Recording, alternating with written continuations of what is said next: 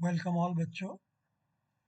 आज गेट 2024 का जो क्वेश्चन है वो सिंक्रोनस मशीन का है। इनफैक्ट मुझे तो एक ही क्वेश्चन नज़र आया, तुम्हारे सामने ला रहा हूँ मैं। देखो ये कह रहा है, क्वेश्चन नंबर 40 था, आईएससी की जो लिस्ट है उसमें क्वेश्चन नंबर 40 था। कहता है ए 3 phase 11 kV 10 MVA synchronous generator मतलब alternator is connected to an inductive load of power factor 0. Power factor √3/2 मतलब 0.87 समझ लो, दो डिसिमल प्लेस में राउंड ऑफ कर दो तो। वाया इंडक्टिव लोड है, इसका ध्यान रखोगे। Via lossless line with a per phase inductive reactance of 5 ohm whatever. The per phase synchronous reactance of the generator is 30 ohm with negligible armature resistance. ठीक है। If the generator is producing the rated current at the rated voltage, if the generator is producing the rated current at the rated voltage, then the power factor at the terminal of the generator is. Power factor generator के terminal पर पूछ रहा है। अब तुम जानते हो कि जनरेटर के टर्मिनल के बाद ट्रांसमिशन लाइन है जो इंडक्टिव है, उसके बाद जो लोड जा रहा है वो भी इंडक्टिव है, समझ गया ना। इसलिए जो लोड का पीएफ है वो फाइनल आउटपुट का पीएफ है। नेचुरली पीएफ का वैल्यू इस वैल्यू से कम होगा और लैगिंग होगा, इसलिए कि ट्रांसमिशन लाइन हमेशा लैगिंग वार एब्जॉर्ब करती है। तो आपको जनरेटर के टर्मिनल पूछ रहा ना, जनरेटर के टर्मिनल पर आपको एडिशनल लैगिंग बार सप्लाई करना होगा, तो आपका पावर फैक्टर और ज़्यादा ख़राब हो जाएगा। इसलिए तुमको कुछ सोचने की ज़रूरत ही नहीं थी, सीधे देखो कि 0.87 लैगिंग से कम पीएफ लैगिंग कौन सा है। 0.63 है, this is the correct answer. Leading का कोई सवाल नहीं है, इसलिए कि कैपेसिटर तो है नहीं भाई। लाइन का जो रिएक्टेंस है वो इंडक्टिव है ना बेटा, याद है ना पावर फैक्टर की डेफिनेशन वगैरह तुमको। तो 0.63 लैगिंग इसका करेक्ट आंसर है, इसी को टिक कर दो। लुक नो फर्दर, और कुछ सोचने की ज़रूरत ही नहीं तुम लोगों को। अगर बेसिक्स तुम्हारी क्लियर है तो तुमको इंस्टेंट ये जवाब बिल्कुल सही मिल जाएगा, नो प्रॉब्लम। 0.63 लगेगा। अब समझाना, अगर तुम समझना चाहते हो तो मैं तुमको याद दिला दूं कि पीएफ का ओरिजिनल डिफिनेशन मैंने क्या बताया था। Power factor is defined as the ratio of the real power to the apparent power, यही मैंने बताया था। मेरे पुराने वीडियोस को जाकर तुम देख लेना, याद है। इसलिए पावर फैक्टर का जो डिफिनेशन है वो कॉम्प्लेक्स पावर जो ट्रायंगल हम लोग बनाते थे, याद है तुम लोगों को? नहीं याद है? कॉम्प्लेक्स पावर ट्रायंगल देखो रेड से बना देते हैं।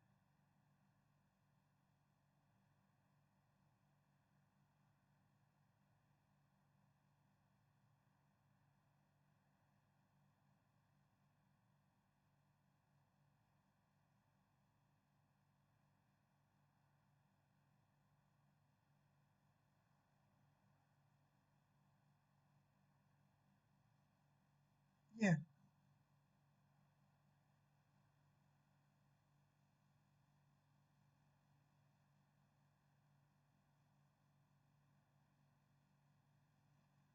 ये है पी,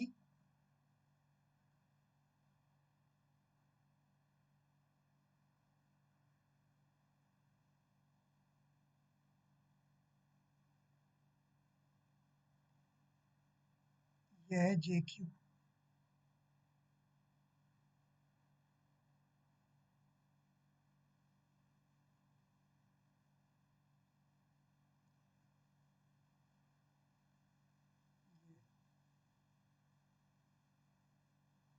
और ये है S, apparent power, ये है S is equal to P plus JQ, और यही एंगल है half factor angle phi.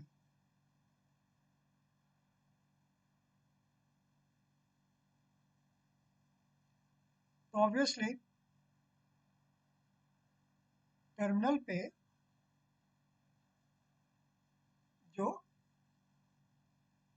Real power supply हो रहा होगा उसमें तुम Q को और बढ़ा दोगे तो ये एंगल बढ़ जाएगा, पावर फैक्टर खराब हो जाएगा, फाई बढ़ गया, पावर फैक्टर खराब हो जाएगा। That is a simple answer, और कुछ नहीं। इसको देखो, तुमको हम जो डायग्राम में दिखाते हैं। ये जनरेटर है, ये उसका ये आर्मेचर करंट है, सिंक्रोनस रिएक्टेंस है जनरेटर का, ये टर्मिनल है, ये टर्मिनल का वोल्टेज है VT। उसके बाद ये ट्रांसमिशन लाइन थी जो इंडक्टिव नेचर की है, और ये टर्मिनल वोल्टेज है लोड का, और ये लोड है √3/2 PF इंडक्टिव, मतलब 0.87 लैग।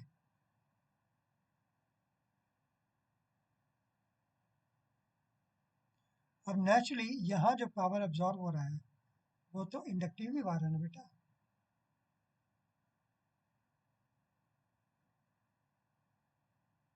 Q जो लाइन में जा रहा है इज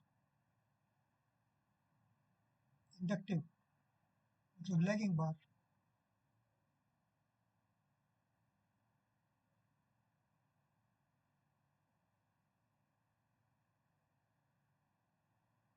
लाइन जो अब्जॉर्ब कर रही है, इसलिए यहाँ का जो PF होगा, ये PF यहाँ पर का ये लेस देन 0.87 होगा, और नेचर क्या होगा, लैगिंग।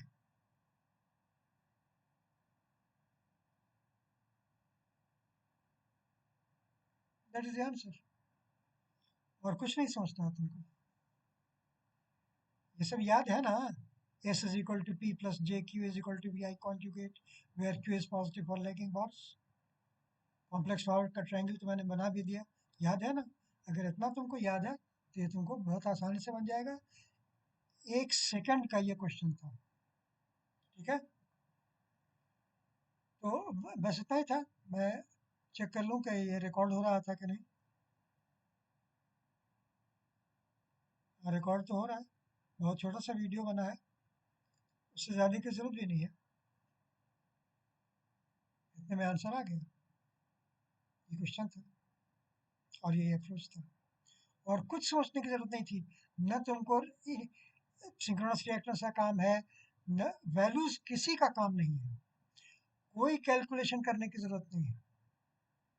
इसलिए कि ऑप्शंस देखो, ऑप्शंस जो दिए हुए थे वो क्या दिए हुए थे, ऑप्शंस दिया हुआ था 0.63 लैगिंग, जो आंसर हो गया। 0.87 का मतलब कि चेंज ही नहीं हुआ, तो ये तो गलत है, इसलिए कि लाइन तो लैगिंग वार ऑब्जॉर्व कर रही थी, और लीडिंग का तो कोई क्वेश्चन ही नहीं, ठीक है। सो दैट्स इट, ठीक है बच्चों, इस वीडियो को ख़त्म करता हूँ, इजाज़त दो।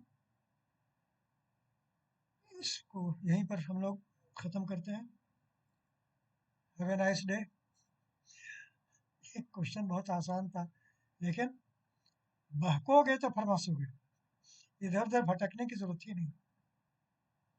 ठीक है, wish all the best, good bye and good luck. तुम्हारे सामने वीडियो को स्टॉप कर देता हूँ, स्टॉप रिकॉर्डिंग, स्टॉप।